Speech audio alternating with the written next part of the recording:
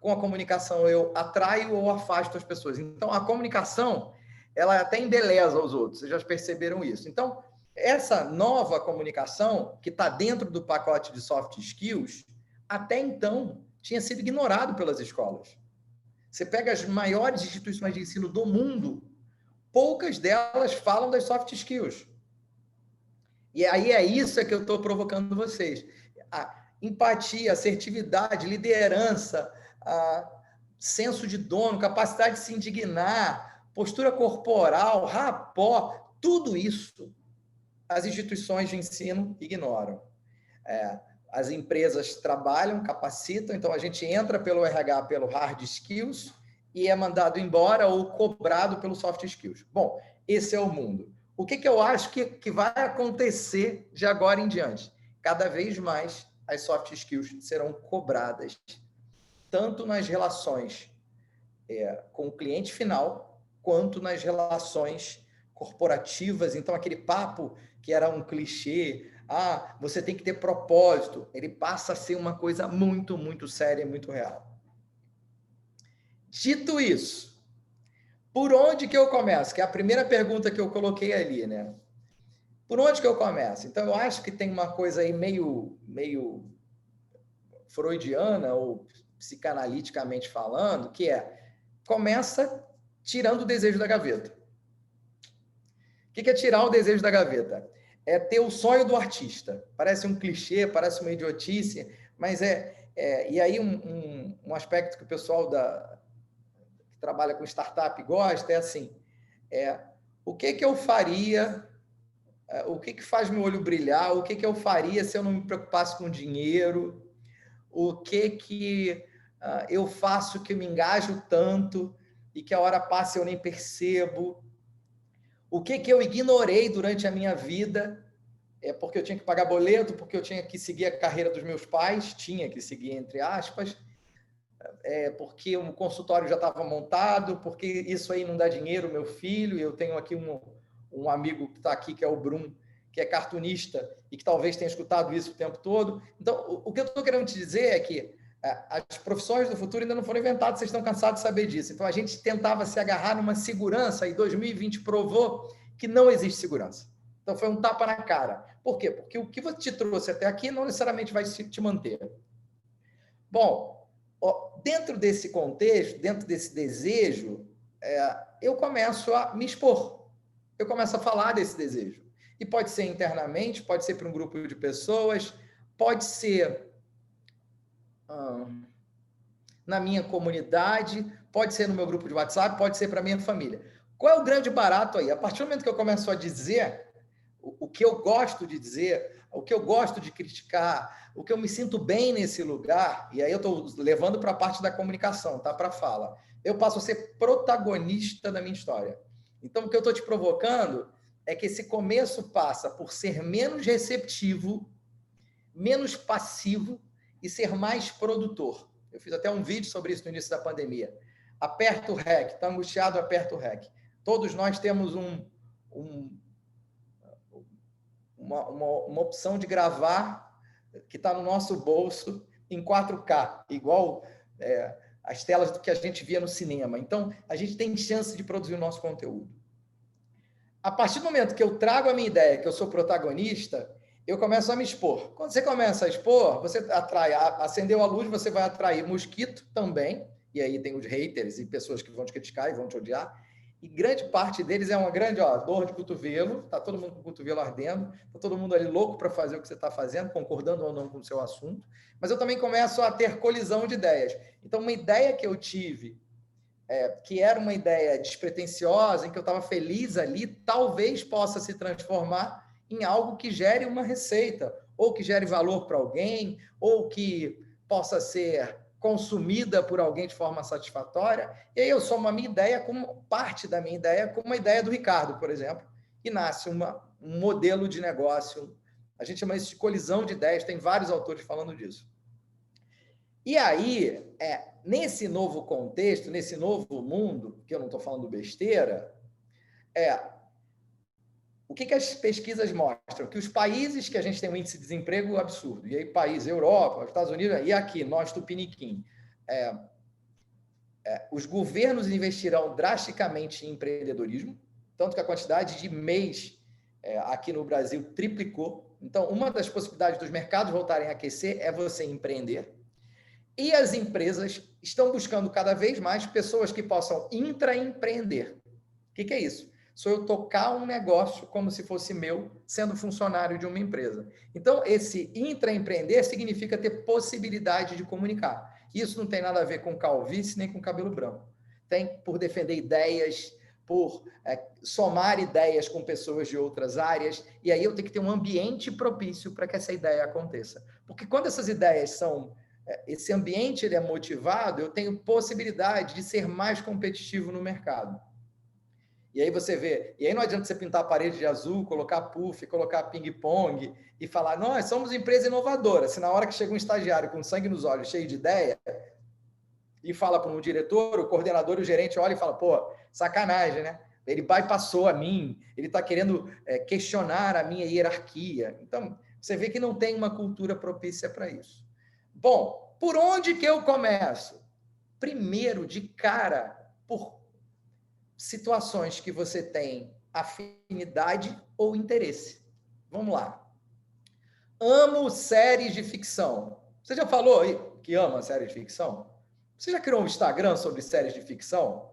Você já tem alguma coisa na série de ficção que... Por que você gosta tanto? Conta para mim por quê. Quando eu conto por quê, provavelmente eu estou olhando por um prisma que poucas pessoas estão olhando. Provavelmente eu estou nichando, eu estou segmentando. A partir daí, você cria um grupo de pessoas que talvez tenham o mesmo interesse que você. Como que você consegue isso? Se comunicando. Ah, Augusto, mas eu sou tímido. Hoje você tem possibilidade de comunicar de 150 milhões de formas. Se expressa com o corpo, vai no TikTok.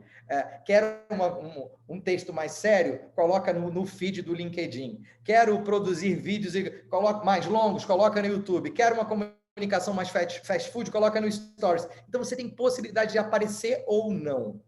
Por onde você começa? Tirando o desejo da gaveta e falando para o mundo, sem se preocupar em ganhar dinheiro. Seja primeiro criativo para depois tentar ser inovador. Beleza, digamos que eu descobri. Então, vou usar aqui o meu exemplo não como alguém que está querendo se colocar na frente do outro ou se sentir foda aqui, nada disso.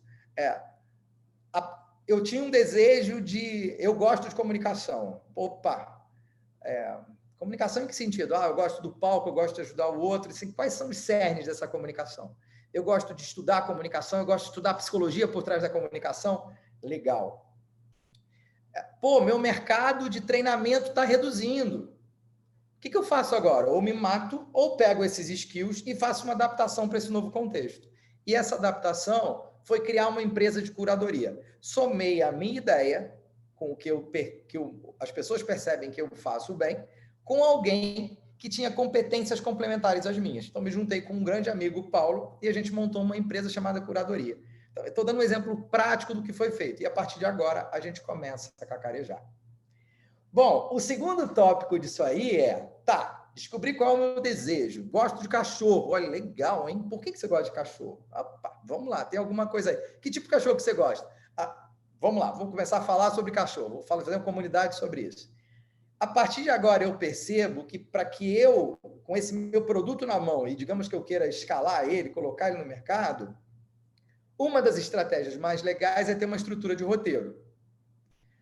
Poxa, Augusto, eu montei a minha empresa aqui, mas, cara, eu não quero vender nada, eu só quero falar. Tudo bem. O que eu quero te dizer é que quando você tem uma estrutura de roteiro, você tem chance de se aproximar mais de quem você quer falar. Então, uma estrutura de roteiro é você pensar antes de gravar. Eu estou falando aqui com vocês. Eu preparei bullets do que eu ia falar com vocês. Então, quando você prepara alguma coisa antes, cria alguma coisa antes, conta uma história, a tua plateia, o teu público final, ele se aproxima de você. Olha que interessante. Vou dar um exemplo para vocês fazerem práticos. Na hora que você for postar uma foto, pode ser uma foto do miojo, pode ser uma foto da flor, pode ser... Faz o seguinte, coloca na legenda uma estrutura de história. Em vez de você postar a foto e colocar que flor linda, coloca como é que você chegou nessa flor, por que ela é linda. Só isso. Sei lá, 3 linhas, 4 linhas no máximo. Conta uma historiazinha. Você vai ver a quantidade de engajamento que você vai ter só porque você fez isso. Isso é uma estrutura de storytelling. Contar histórias é pensar em início, meio e fim. Para que eu conte uma história, ela tem que estar no meu roteiro. A história não vai vir de improviso. Estou falando que agora vai vir uma história, olha só. Às vezes vem, mas toda vez que vem, você tem que ter a história muito redondinha para que ela tenha link com o que você está falando e para que você respeite um dos aspectos fundamentais do mundo novo, que eu também acho que a ficha não caiu, que é tempo. O que está em jogo, gente, é algo mais precioso que você tem, que é o seu tempo. E depois de 2020, cara, a percepção de tempo mudou absurdamente. Então, em vez de muitos anos de vida, no Parabéns, é menos anos de vida. A gente percebeu que a gente é finito. O tempo virtual, o tempo de uma gravação, o tempo de uma live, é um tempo completamente diferente do tempo físico. Eu posso estar agora fazendo uma palestra na Casa do Saber, aqui perto. Eu posso estar falando um monte de merda, um monte de besteira.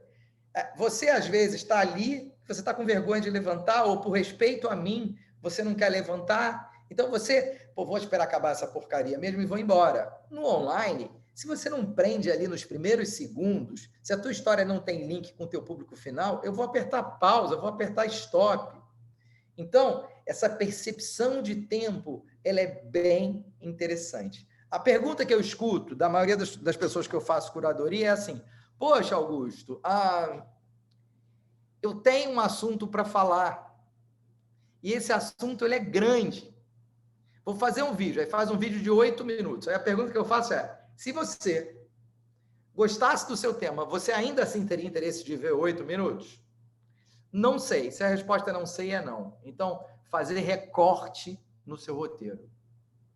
Recorte. Eu botei na minha página aí do Oratória Criativa, tem algumas pessoas aqui olhando, eu botei no Stories uma gringa, uma canadense falando: poxa, você vai gravar áudio para mim no WhatsApp? Grava no máximo de 1 minuto, senão eu ia te pedir para você fazer um podcast, não mandar um áudio. Então, é para mostrar para vocês que a percepção de tempo ela é extremamente relevante.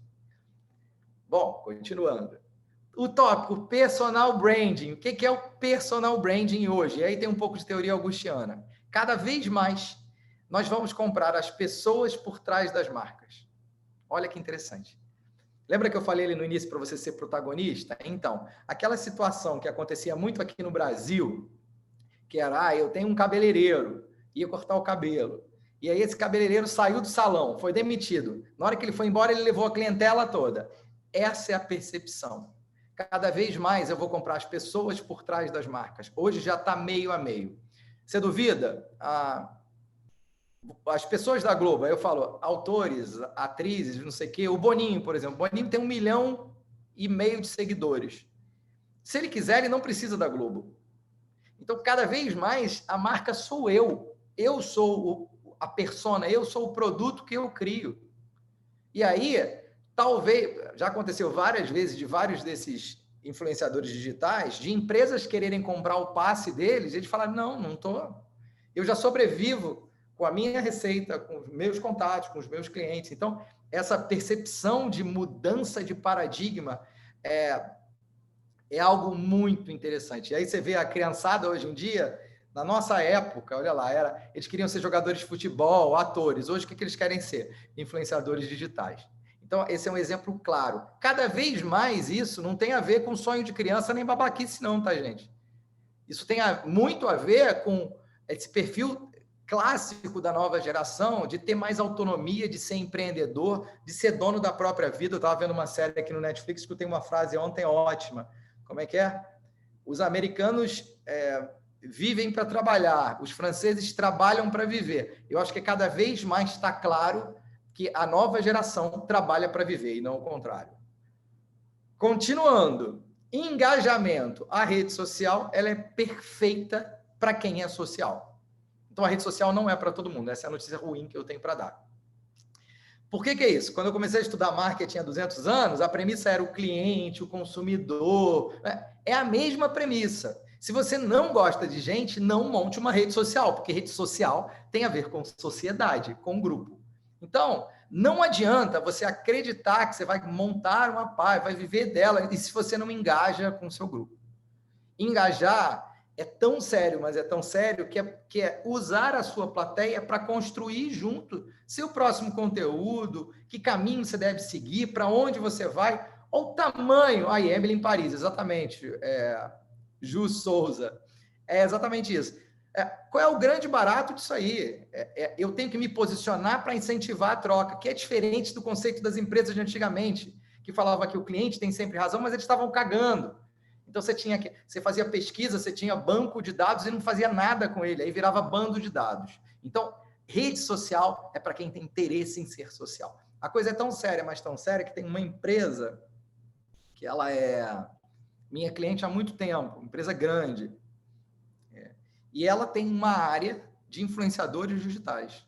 Então, você tem 30 pessoas que são extremamente influentes e eles fazem parte do grupo da empresa. Eles são funcionários da empresa, têm suas funções e também são influenciadores digitais. Olha como é que isso é sério e as empresas estão caindo a ficha agora. Partindo para a finalização. Falei para cacete, hein, gente? Bom, um bom comunicador é um bom autor. Por quê? Porque o que está em jogo nesse lugar aí é o tempo da sua plateia. A coisa mais importante da face da Terra. Então, me obriga a pensar no meu tema, a planejar o meu tema, a me escutar.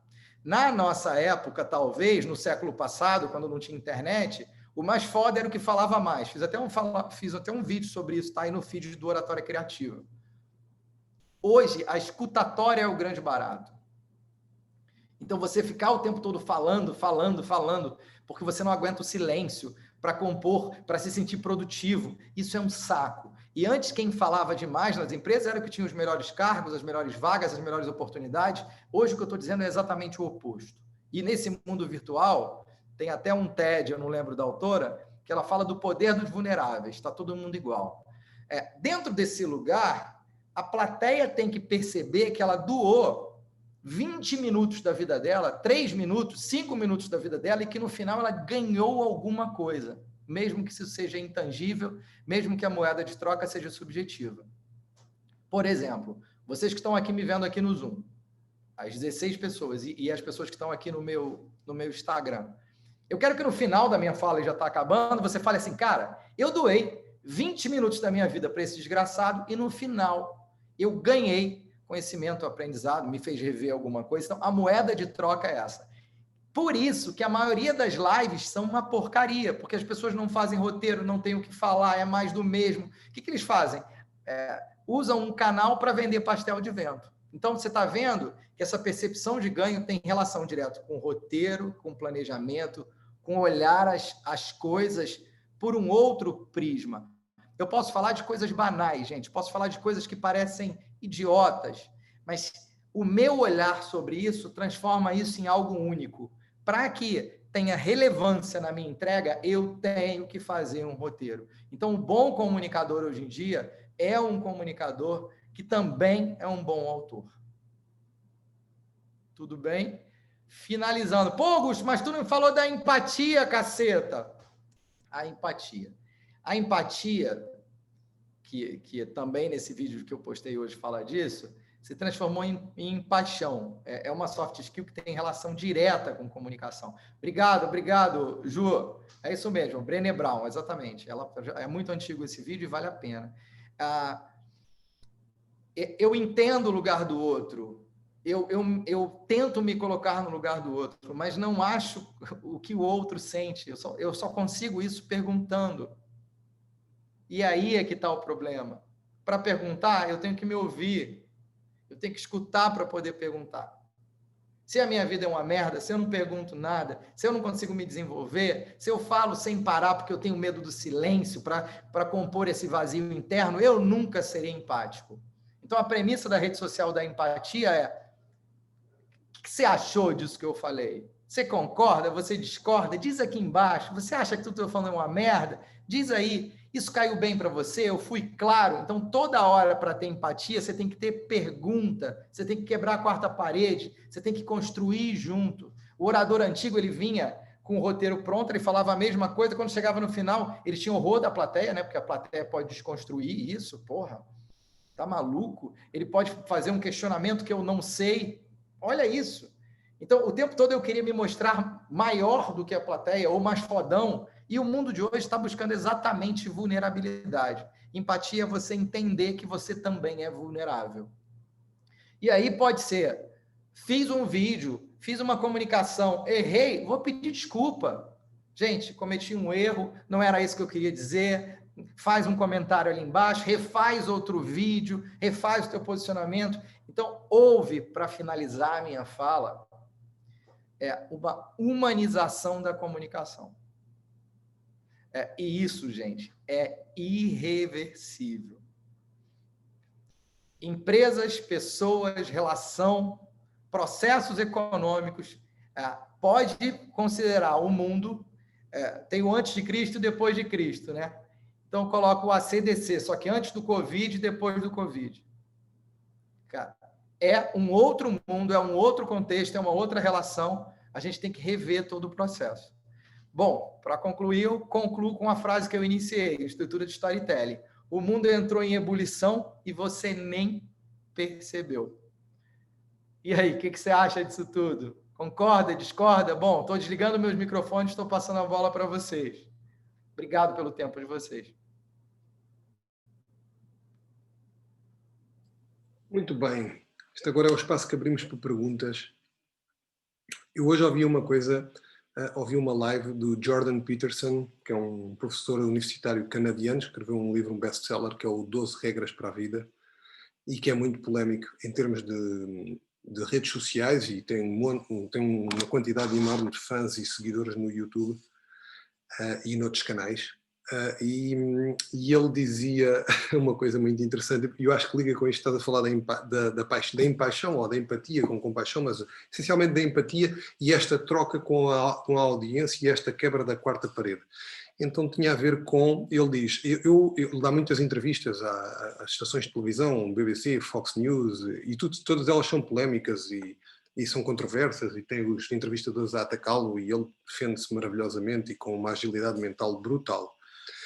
Então o que é que acontece? Ele dizia nesta palestra que hoje em dia, entrar num estúdio de televisão para ele é como se fosse um regresso à pré-história quase. Porque hoje nós temos estas ferramentas com o acesso ao YouTube e a forma como...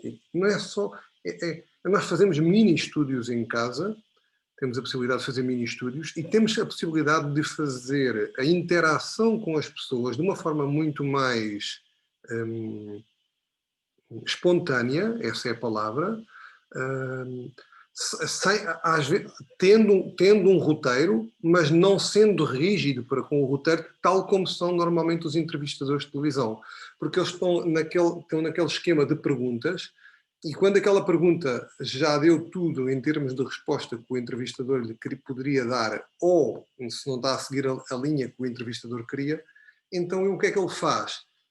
Passa para a próxima pergunta. Só que há quebras de conteúdo entre a comunicação, não há pontes, não há ligações, há perguntas que às vezes são desconexas.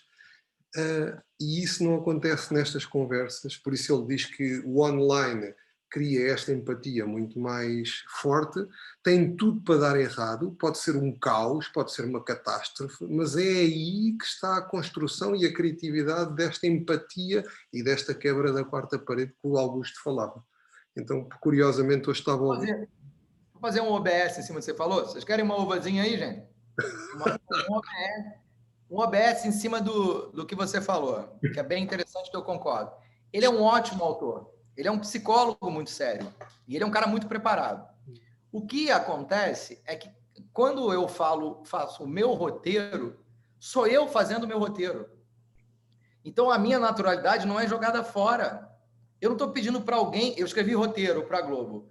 Eu escrevi roteiro para eu e mais 7 pessoas para um apresentador falar. Agora não. O roteiro que eu faço tem a ver com o que eu acho, com o meu ponto de vista. E o roteiro nunca te engessa.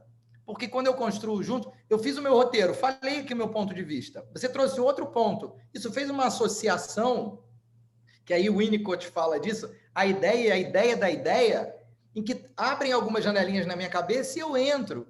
Então, eu não estou fechado para o meu público. Agora, é óbvio que se você quer agradar todo mundo, que você quer ficar ali em cima do muro, se você não quer se posicionar, você será mais um no meio do contexto, porque a premissa da rede social é você agradar a um e não agradar a outros. Eu não estou falando para você ser um idiota e um cavalo de botas, mas entender que o que tem em jogo aí num posicionamento é exatamente ter uma certa polarização. Eu não estou falando para você provocar isso, mas nunca, nunca, nunca ignorar a sua naturalidade. E aí eu toco num ponto que você falou no início, que eu até anotei aqui, que eu discordo. Qualquer um, não é quem nasceu em Sagitário, que tem a lua para não sei o quê, ou que Deus olhou e falou, Augusto, você vai fazer um vídeo online, vai trabalhar com comunicação. Porra nenhuma. Quando eu entendo a minha naturalidade, eu posso ser tímido, eu posso falar de forma pausada, eu posso... Então, você usa umas premissas para que você tenha uma boa comunicação dentro do que você é, de quem você é. E a palavra disso é naturalidade. Beleza? Vai, vamos lá. Perguntas? Augusto, só para dar aqui um esclarecimento à Lucy Marinho, que nos fez aqui uma pergunta que tem a ver. Roteiro é igual a script, ok? É a mesma coisa do que um script, ok? E confirmamos, Lucy, é isso mesmo.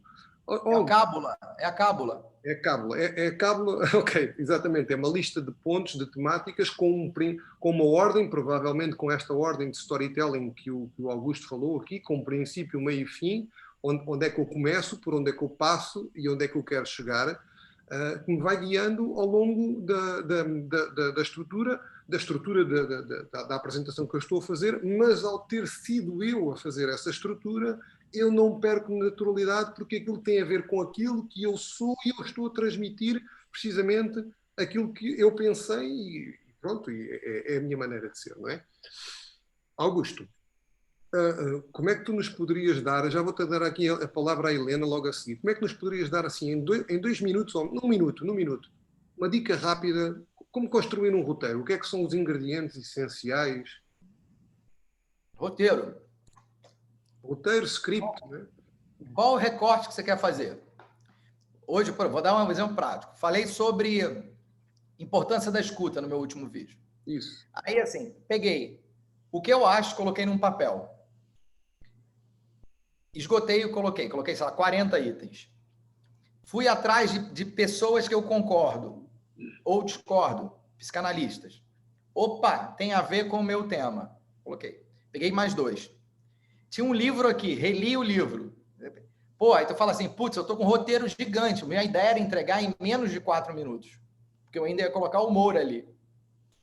O que é relevante? O que cabe? E aí a estrutura de roteiro é assim. Como que eu introduzo o meu tema, como que eu desenvolvo ele e como eu concluo. Tem uma série de estratégias, estruturas de roteiro, americana, europeia, que você consegue fazer muito mais. Mas uma estrutura básica é, eu tenho início, meio e fim. Posso contar a história que eu vivi em primeira pessoa ou terceira pessoa? Pode, super agrega. Aí é colocar storytelling no teu roteiro. Mas o grande barato é, a gente fala disso no curso, claro. Etos, patos e logos. Etos e logos é racional. A plateia não se apaixona por você. Então, o etos é... O que tem a ver com escuta? É percentual, são dados, são... Então, assim, o etos, ele não cria vínculo com a minha plateia, mas agrega no meu roteiro. Então, assim, eu posso chegar à conclusão, nessa minha pesquisa, que a gente hoje tem produção de 150 mil canais no YouTube por dia. Vocês estão percebendo como as pessoas estão falando sem parar? Opa, isso é um dado racional. Agrega. Tendências. A tendência é que os canais de comunicação aumentem nos próximos 5 anos. Eu estou trazendo os dados racionais para endossar o meu discurso. Mas o que funciona num roteiro é como eu me sinto, como que eu me implico em cima do meu tema. Então, assim, por que é importante a escuta para você, caceta? é o primeiro roteiro que eu fiz. E aí o meu problema agora é separar os temas. Eu tenho lá 30 itens. Isso vai ter que caber em 40 minutos. Então, a última etapa é o que é emoção, o que é razão e o que cabe no meu tempo. E aí é pegar a câmera e gravar. Colocar o roteiro do lado e começar a falar. Ok, ok. Tem aplicativos de teleprompter que fica no celular de graça, gente. Ok. Teleprompter, para quem não está familiarizado, é aquilo que utilizam, é o mesmo que o teletexto que é utilizado nas apresentações de televisão, em que nós já estruturamos e escrevemos o nosso discurso e apenas vamos dizê-lo com a naturalidade, como faz normalmente um apresentador de televisão quando faz o telejornal. Cada um deles faz o seu script de apresentação das notícias. A Fátima está aqui a colocar uma questão que eu vou responder diretamente sim, que é uma das coisas que é ensinada pelo Augusto no curso de comunicação criativa, que vamos até fazer agora no final de novembro. Um dos temas que nós fazemos para fazer esta criação da estrutura do roteiro e fazer criativo e ter um processo criativo ao longo dessa estrutura do roteiro ou de script é de facto a utilização do mapa mental. São uma série de palavras que são jogadas para o papel e depois a seguir colocamos aquilo por ordem e começamos a abrir, digamos, braços, não é? Ou ramos sobre isso. Sim, Fátima, a mapa mental é uma das coisas-chave e é uma das coisas que o Augusto ensina a trabalhar logo de início, de formas muito, com os temas mais mirabolantes e nós, de repente, com temas que são completamente vazios, áridos, desertos, o Augusto consegue provar a todos os participantes, porque são dinâmicas feitas com os participantes, que eles conseguem estruturar qualquer coisa sobre um tema, sei lá, uma pedra da praia, e depois a partir dali tu vais ter um discurso, se calhar, de 10 minutos sobre vários assuntos relacionados com pedra da praia, ok? Ricardo, sabe qual a vantagem do storytelling? É o seguinte, lembra que eu falei que a estrutura do roteiro tem que ter mais emoção do que razão? Então, quando você faz o mind mapping sobre qualquer tema, posso falar sobre essa carteira aqui. Eu estou trazendo o que tem dentro de mim. Então, naturalmente, o discurso ele fica emocional. Então, o mind mapping é um vômito do teu inconsciente no papel. Quando você faz mind mapping, eu já tenho 80 vídeos, 90 vídeos, eu uso muito mind mapping. É impressionante como as pessoas se identificam.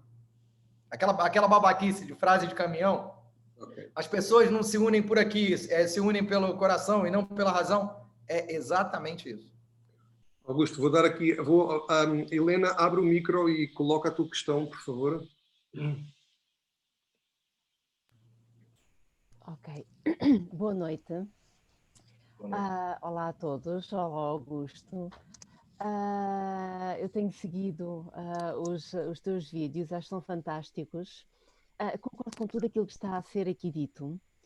Não podia concordar mais, mas eu ainda tenho outra questão.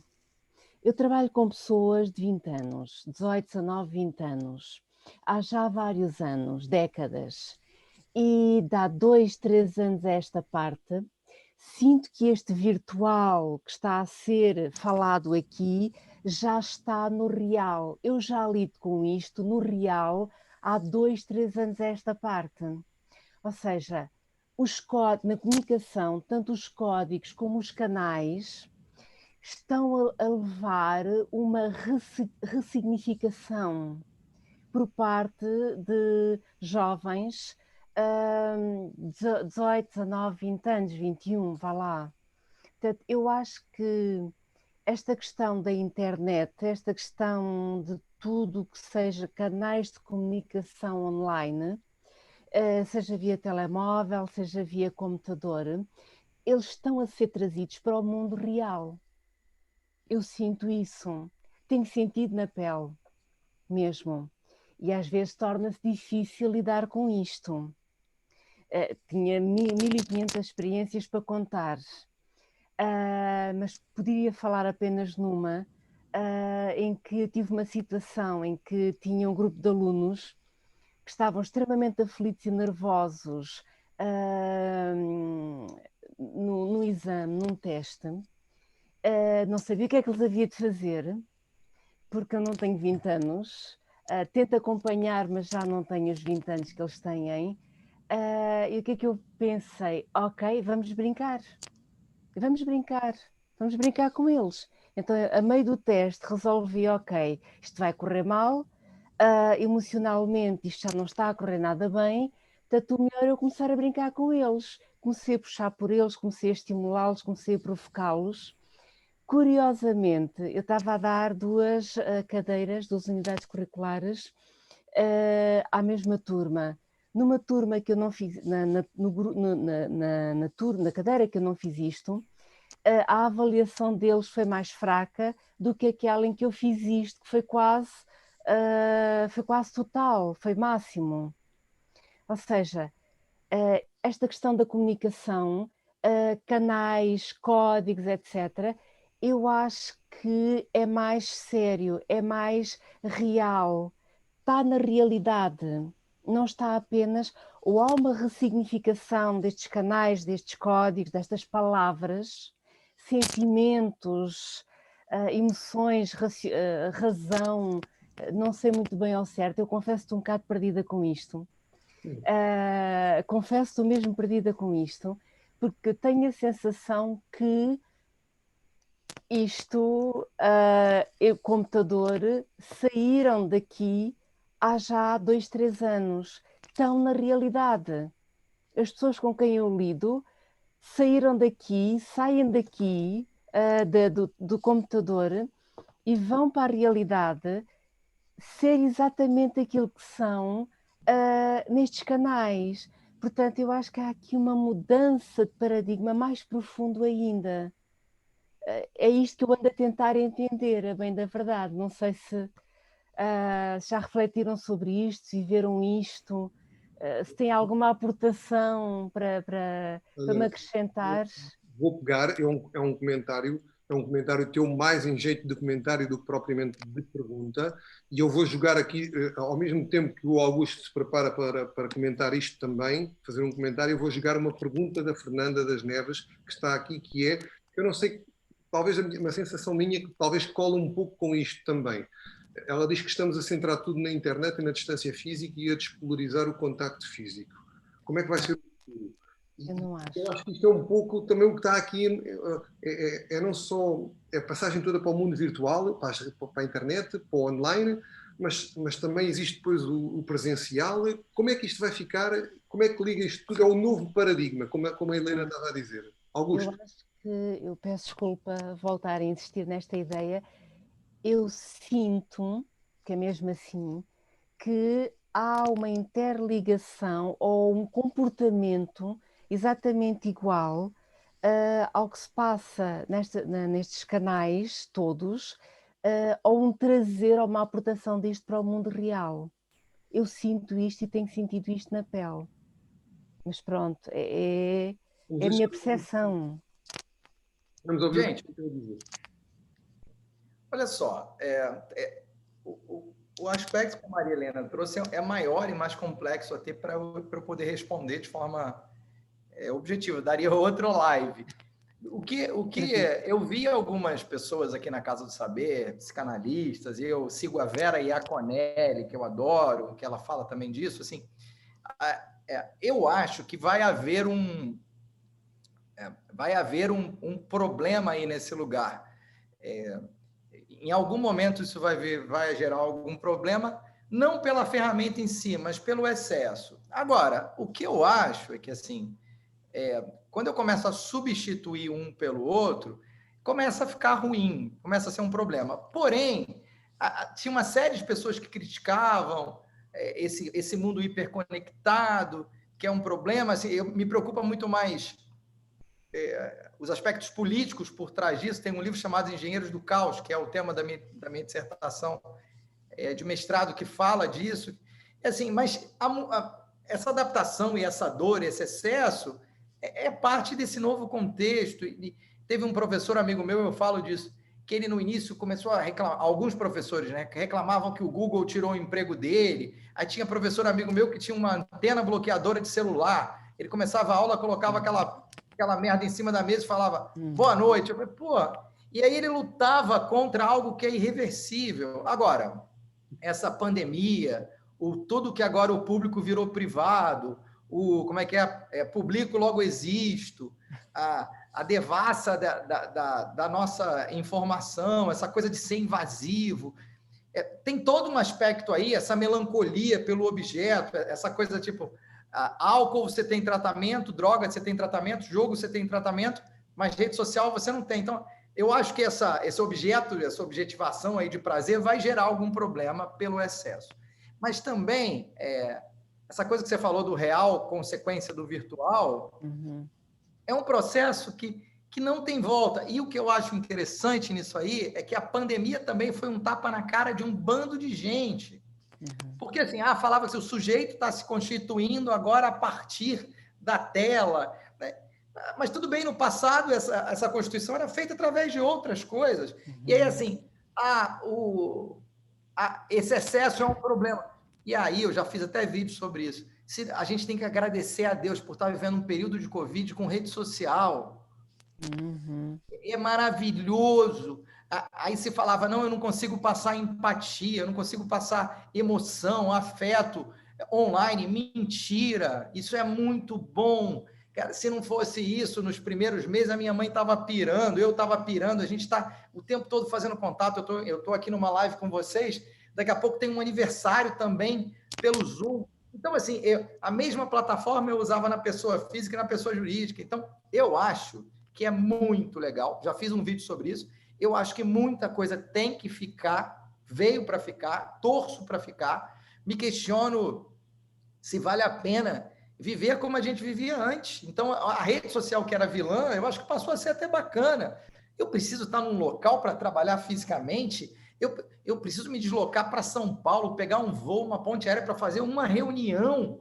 Tá ficando claro para mim várias coisas assim que me pareciam absurdas. Eu até brinquei e falei assim, se várias pesquisas mostram que a gente é mais produtivo online, um monte de pesquisa falando um monte de coisa. E aí eu escutei de algum lugar falando assim, a única coisa que ainda se faz presencialmente é transa, o resto tudo substituiu pelo virtual. E é uma brincadeira que em grande parte, eu acho que pode ser bem positivo. Deixa eu dar um exemplo em cima de que você falou muito rápido. Com esse nosso modelo, a gente crítico, né? Eu comecei a estudar o TikTok por causa de clientes nas últimas 3 semanas. Eu estou amando o TikTok. Quando eu olhei, falei, mais uma rede social, mais um problema, isso é coisa de criança, é teenager, é uma porcaria.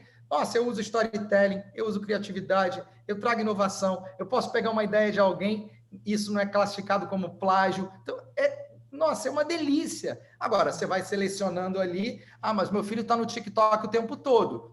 Vale a pena, de repente, mostrar para o teu filho que tem outras coisas tão legais quanto o TikTok. Augusto, estão caindo aqui umas questões, eu acho que são bem interessantes, e eu vou centrar aqui a perspectiva, estamos quase a chegar ao final do nosso tema, mas vou centrar aqui a perspectiva também nesta ideia, a mim parece-me, eu vou ser provocador agora contigo. Para quem é amigo da câmara, para quem é extrovertido, pessoas como tu, como eu, até tem a ver com os perfis de personalidade e tudo. Este mundo online dá uma série, tem um potencial enorme, não é? Porque eu estou aqui, estou ali, estou numa reunião aqui, faço e apareço.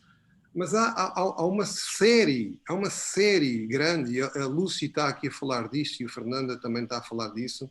Há uma série de jovens hoje que estão a crescer inaptos, incapazes para a comunicação presencial. Eu tenho feito trabalho em empresas, ajudar a que as empresas a que melhorem a comunicação, até através dos perfis de personalidade, que eu trabalho através com o Enneagrama, a que eles se compreendam melhor e que ao mesmo tempo eles passem para um espaço que não é um espaço só das mensagens, dos dispositivos. Acho que isto era o que a Fernanda estava a querer dizer, não é? Ela dizia aqui, a Fernanda dizia, é por isso que os jovens já não comunicam com as pessoas, só com as máquinas e com todos os que estão ligados às máquinas.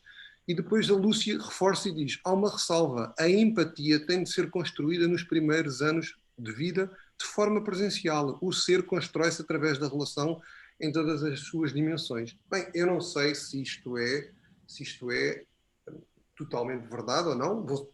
É uma provocação, mas de Posso? facto vemos hoje em dia que há alguma inaptidão, alguma não, é muita inaptidão de muitas pessoas e particularmente das gerações mais jovens de passarem para o espaço da comunicação sem Posso, paixão. posso Posso, hein? acrescentar uma, eu não sei, Muito permita-me só que brevemente, acrescente. tem que ter Pronto, 15 segundos. nestes 2, 3 anos, então comecei a perceber-me que isto estava a acontecer. Então o que é que eu fiz? O Facebook, o Instagram é excelente com PowerPoint. Resolvi dar aulas para o PowerPoint, para o Instagram, construir os meus slides no Instagram. Epá, os do mestrado mais velhos adoraram e acharam giro, original, excêntrico e não sei o quê. Os da licenciatura, os mais novos, ficaram, ela vai invadir-nos o mundo! Não! Aulas, professora, o nosso mundo, não! Excluíram-me, boicotaram-me. Ou seja, eu tentei ir para o mundo deles e eles excluíram-me. Estão a ver? Eu gosto muito de fazer estas coisas. Também sou de uma área comportamental, então é muito fácil fazer isto. E então achei isto interessante. Então, se eles estão lá, eu vou atrás deles. Foi a minha lógica. E entretanto, eles correram comigo lá. Não, aulas aqui, Instagram, postar fotos em biquíni. Não queremos confusão. Pronto, esta era a minha provocação da minha Olha, experiência. não, eu acho a provocação ótima. E aí tem 2 tópicos só, e eu vou responder de forma muito breve. Uma amiga que está aqui no Instagram, a Adriana, ela está sempre me acompanhando nos vídeos, está sempre participando, ela é muito querida, ela já fez um curso meu. A Adriana colocou a resposta que eu ia dar, que é perfeita. O que o Ricardo chegou e falou, não, eu vejo dificuldade nos jovens em se apresentarem presencialmente, é a mesma dificuldade que eu vejo nos velhos em se apresentarem virtualmente. As pessoas cresceram em locais diferentes, em ambientes diferentes. É exatamente, ela colocou aqui, ó, talvez as dificuldades dos mais velhos estão apresentando no virtual no mesmo grau de dificuldade dos mais novos no presencial. Não tem certo e errado. E em cima do que a Maria Helena falou, que é perfeito, não necessariamente tudo que é novo é bom. Não necessariamente. O que eu estou querendo dizer é assim, se a capilaridade de rede social fosse comunicação plena, nós teríamos uma comunicação perfeita e nunca se comunicou tão mal no planeta como hoje. Diferente da nossa época que a Enciclopédia Barça só tinha um canal de comunicação, a TV era em tubo. Então não tem nada a ver capilaridade com melhora. O que ela falou que é importante é adequação. Então, assim, tá aí, eu tenho WhatsApp, eu tenho e-mail, eu tenho a comunicação online, como a gente está fazendo agora uma live, eu sei adequar a minha comunicação para cada um desses ambientes para ser efetivo. E essa é que é a pergunta. Voltamos ao que eu falei ali antes. Roteiro, planejamento, entendeu? E não você falar assim, a síndrome do... Como é que é? Síndrome do meu tempo, né? No meu tempo, aquilo era educação. No meu tempo... Fica uma coisa no meu tempo. No meu tempo, as pessoas falavam eu te amo, não mandavam emoticon. Porra, o teu tempo é hoje. Você pode falar eu te amo, também pode mandar emoticon, porra. É isso que eu acho. Tem aqui um comentário curioso do Luís Moreira. Diz, a questão é geracional, não dos jovens, entre aspas. É algo que sempre ouvi, o que se passou connosco enquanto jovens, vemos hoje nas novas gerações. Hoje somos nós, e ele dá um smile aqui, os velhos, entre aspas, e sentimos a distância, só que agora do outro lado da cerca. O Augusto e Ricardo. Oi. Alô, alô? Só uma coisa para... Não sei se a percepção que vocês têm é a mesma que eu tenho. Vocês falando aí do que a galera não está mais sabendo se comunicar, né? Fora do virtual, desse negócio.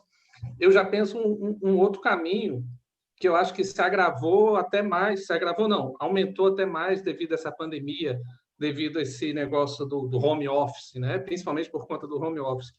eu acho que tudo isso acabou transformando a comunicação presencial mais agradável, porque a gente já passa tanto tempo no computador para falar de trabalho, para falar de estudo, para poder fazer esse monte de coisa chata que faz parte, que a hora que a gente está no ao vivo, a gente não quer mais falar disso, a gente quer tomar o chopp, a gente quer abraçar o nosso amigo, a gente quer fazer as coisas mais agradáveis. Então, eu acho que isso também trouxe essa vantagem na comunicação presencial.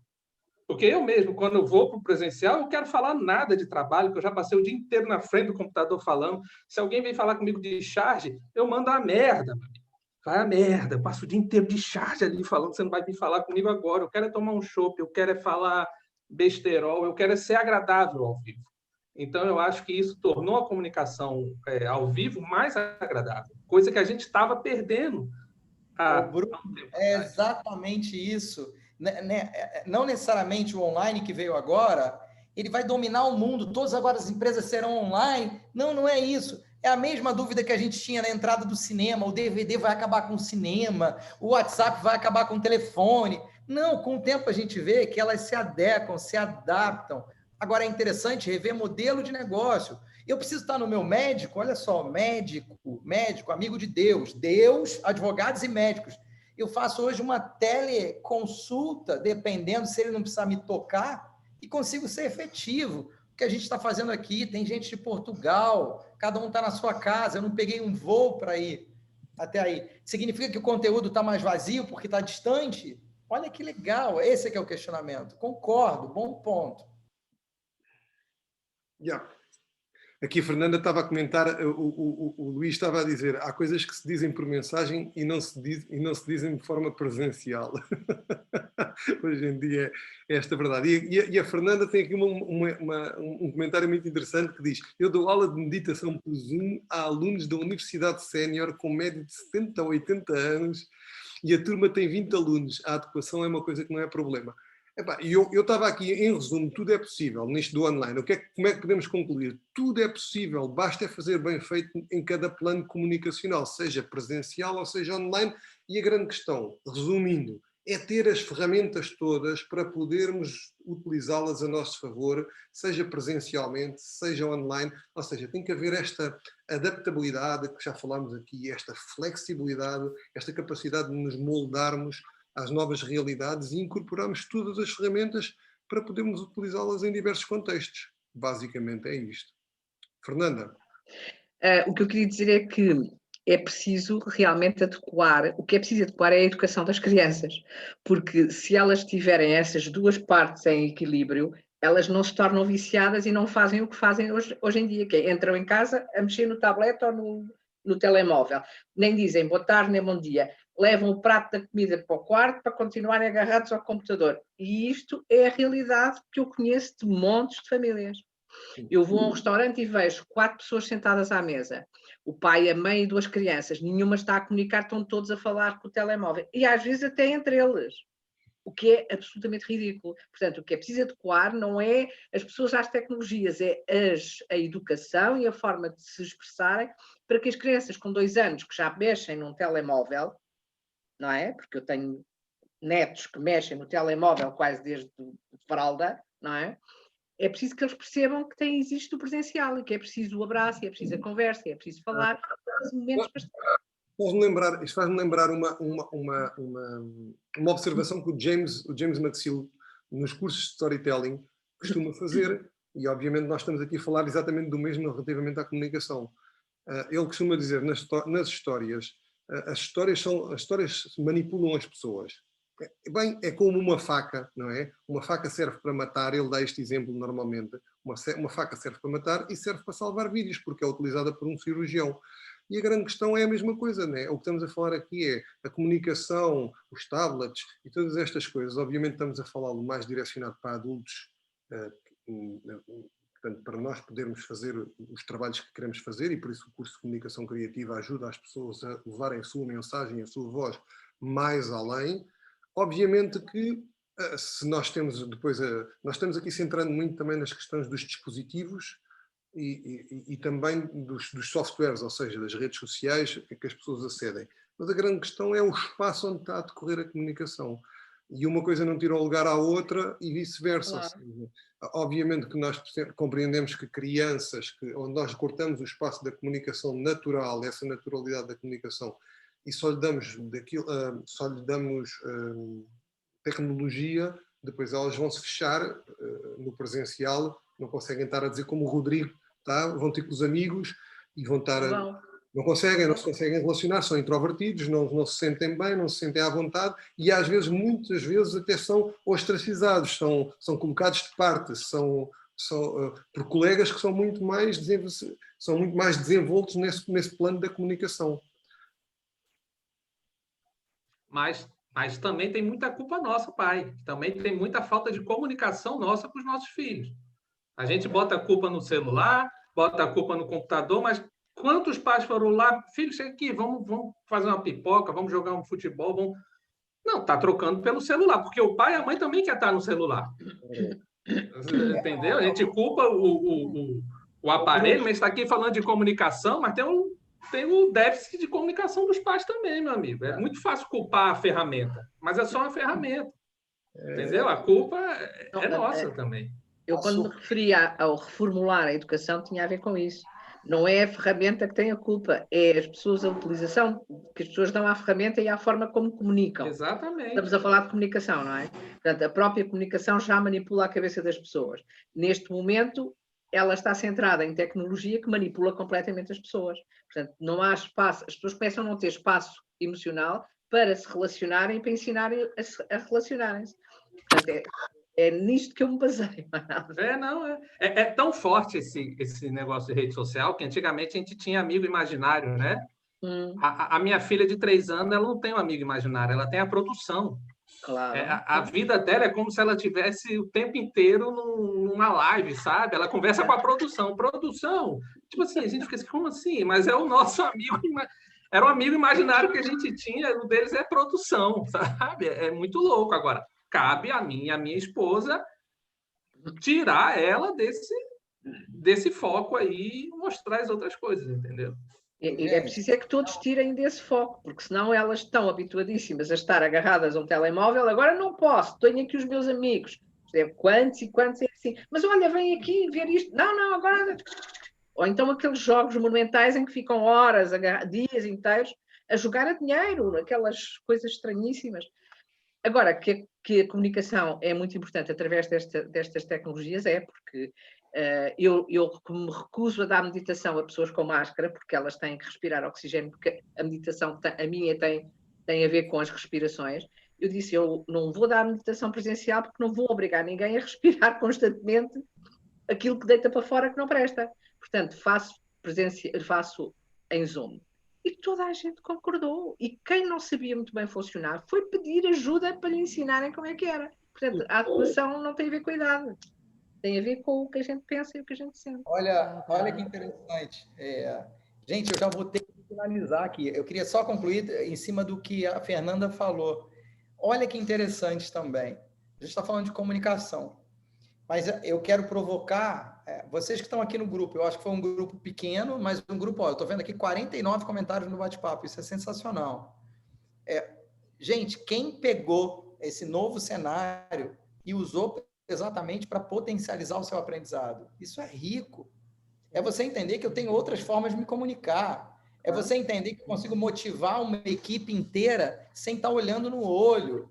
Então, tem um bando de aprendizado. A gente levou o curso do Comunicação Criativa para Portugal sem estar em Portugal. O que perdi na hora do planejamento? Talvez eu tenha perdido dinâmicas de corpo, de vivência de corpo, que eu não pude explorar. Mas espera aí, eu consigo explorar os microgestos no plano americano. Do peito para cima, eu consigo entender da minha plateia se o meu assunto está agregando ou não pelos quadradinhos ali, pelos roxinhos. Então, como tudo na vida tem ganho e perda. Agora, acho que para a gente finalizar, e eu convido vocês para a próxima live também, como que eu faço? Aproveitei como a Fernanda para colocar o meu produto online, estou botando a cara para bater, estou falando do que eu gosto, do que eu não gosto, estou saindo, estou ampliando o meu leque de contato, de empresa, de trabalho, de família, para falar com gente do outro lado do oceano. Essa é a provocação. Então, estou usando as novas mídias para me beneficiar em alguma coisa, pode ser difundir uma ideia. Então, talvez seja o momento para isso. Ainda dá tempo. Tirar aquele desejo da gaveta. Pessoal, vamos terminar. Hoje passamos por esta nova comunicação. Acho que debatemos bem o tema da nova comunicação. Obviamente, muito mais haveria para dizer, é óbvio. Mas a importância do fator do tempo online também é importante e, portanto, também é um dos temas, não é? Mas percebem que tudo isto que falámos, a storytelling, a empatia, criar a sua própria marca, falámos um pouco do roteiro. Obviamente estamos a falar das coisas lá de leve, as coisas, isto tudo merece ser muito mais aprofundado e é estudado. Foi falado aqui também nos comentários, alguém mencionou aqui Simon Sinek. É um dos autores que o Augusto utiliza no curso, especialmente para trabalhar o Golden Circle e para trabalhar a estrutura do porquê, o porquê da tua comunicação. E ele já mencionou aqui o porquê. Tens que saber porquê é que vais dizer para depois definires tudo o resto daí à frente. Voltamos para a nossa próxima live no dia 6 de novembro. Eu nem sei qual é o dia da semana. Dia 6 de novembro. Penso que é uma quinta-feira também, penso eu. Ou uma quinta ou uma sexta-feira. E vamos voltar à mesma hora. É uma terça. É uma terça-feira? Voltamos. É uma terça? Não pode ser uma terça. É uma sexta. É uma É sexta. uma sexta? É uma sexta, pelo menos. Ô, Tem que pôr os Ricardo, deixa eu óculos. fazer uma pergunta rapidinha para Eu sei. o Augusto, por favor. Fátima, então vá. Muito rápido. Augusto, tá. Augusto, boa noite. Tá. Eu estou me lançando no digital e eu filmei agora para me lançar. Eu sou coach, quero ser palestrante. Só que o meu intuito, a minha missão é ajudar pessoas, tocar o coração das pessoas. Esse é o meu propósito.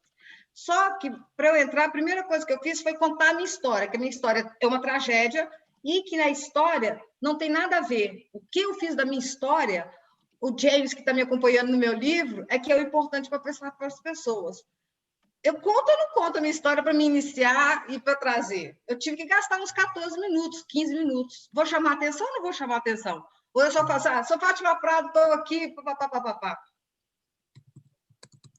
Assim, depende, a pergunta aqui é assim, esses 14 minutos realmente me prendem, e é a estrutura do roteiro, o James vai falar isso.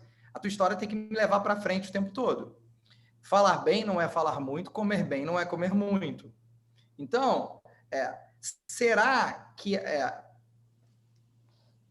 tua plateia, na tua plataforma, no teu local, teria interesse em realmente ficar 14 minutos? Tiver a tua história relevante a ponto de me prender 14 minutos? Essa é a pergunta. Na maioria das vezes, não é você, Fátima, eu também me incluo nisso. Na maioria das vezes, não é. Então... Não a história não é, eu tenho certeza disso, mas como que eu entro? Vendendo o quê? Eu quero ajudar pessoas? Não. Por que você quer ajudar pessoas? Porque eu aprendi, eu quero ajudar pessoas para elas saírem de problemas mais fáceis. Eu quero mudar o foco das pessoas para uma vida melhor. Por que você quer mudar a vida das pessoas para uma vida melhor? Porque eu acredito que a vida aqui é muito boa e as pessoas focam só no que não pode, no que não presta. E elas têm que ter uma visão muito maior disso. Mas se ela não quiser ter? Eu estou te provocando aqui. Tá, eu sei, ok. A grande questão aí elas não vão ficar. Aí elas não ficarão comigo. Exatamente. Você tem que ter um porquê muito genuíno, muito verdadeiro, para você compor a sua história. Mais do que isso. O que eu vou ganhar com isso? Por quê? Por que vale a pena eu estar com você? Se todo mundo fala por quê, igual, por que vale a pena eu estar exatamente com a Fátima? O que ela tem? Então, essa é a provocação, para você extrair o que é relevante. E aí, vou dar um exemplo claro. Tem uma pessoa que trabalha com medicina holística, que a gente está fazendo um trabalho juntos, na curadoria. E ela fazer o roteiro dela. Eu fiz uma estrutura de roteiro básica para ela se apresentar. Deu 7 minutos. Aí eu falei, eu não veria você falar em 7 minutos. Aí eu fiz as perguntas para você. Por que eu ganho te ouvindo? Ah, tá bom. Agora me fala o que você fez para se transformar em autoridade nesse lugar. Aí ela colocou 250 cursos. Falei, peraí, eu não tenho tempo para escutar que você fez 250 cursos. O que é relevante nisso aí que agrega com o teu objetivo? Aí você vai moldando, tipo tirar argila. Você vai tirando a argila e entregando o que interessa. Tudo pautado no teu tempo. Entendeu? E aí, muitas vezes, significa tirar a gordura mesmo, é recorte. Eu te falei do meu roteiro, separei 40 itens para falar 3 minutos. Então, eu tirei um monte de coisas que eu achava relevantes para falar de escuta e separei 3 itens que eu acho mais importante hoje sobre escuta. Saiu, tá pronto aí um vídeo de 3 minutos. É ter esse perfil jornalístico, ser chato, entendeu? Gratidão. Obrigada. Vou ver ele pronto. Antes de ficar pronto, já vou passar a tesoura. Ok, pessoal. Obrigado, gente. Foi um prazer. Mais uma vez. Vamos terminar Obrigada. Muito obrigada. Só deixando já aqui o rap para voltarmos no dia 6 de novembro, às mesma hora, com o tema Quebre a Quarta Parede e construa junto do seu público. Eu acho que vocês ainda não perceberam claramente o que é isto da quarta parede, partir a quarta parede, passar para o lado de lá e depois trabalhar com imaginação e com criatividade, e o Augusto vai falar disso na próxima, desta sexta-feira a 8 dias, neste caso, dia 6 de novembro. Eu vou-vos informar. Quem já está inscrito nas lives não precisa de se voltar a inscrever, só fiquem atentos às vossas caixas de e-mail, especialmente ao e-mail geral @comunicaçãomaisEficaz.com, para que não vá parar a área de spam ou a área de promoções. Vocês têm que verificar e têm que puxá-lo para a caixa principal, onde vai ter depois o link do Zoom, que será enviado cerca de 2 horas antes da live começar. Vocês têm isso garantido. Se receberam hoje, vão receber sempre, ok? Gente, só finalizando, se esse tema aqui for interessante para algum amigo de vocês, se esse bate-papo for bacana, compartilhe esse vídeo, ele vai ficar gravado com outras pessoas. Eu fiz aqui no Instagram ao mesmo tempo, deu 110 pessoas, olha que legal, né? Enquanto a gente estava fazendo aqui na nossa live. Bom, obrigado pelo tempo de vocês mesmo, fiquem bem, sucesso, e a gente se vê já já. Convidem outras pessoas. Obrigado, Ricardo. Um grande abraço. Adeus, obrigado. Boa noite. Tchau, tchau.